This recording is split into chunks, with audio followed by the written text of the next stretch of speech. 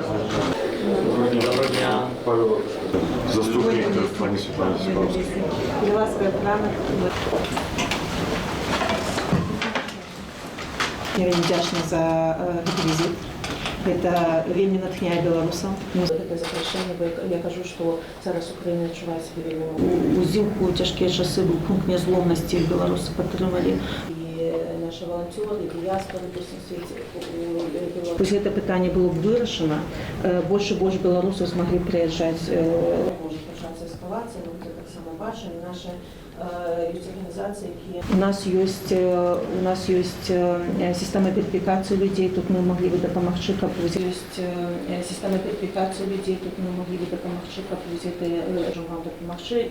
Самі знаходзіцеся ў цяжкім стане гадоўлі зброі, але ж вось з цымі высылкамі людзей, конечно, трэба прыцягнуць да адказнасці. У нас ёсць Павел Латушка, якая працуе шмат. Гэта нашы валанцёры, якія ваююць і якім цяжка. Ёсць сістэма верыфікацыі людзей, тут мы маглі бы дапамагчы, каб людзей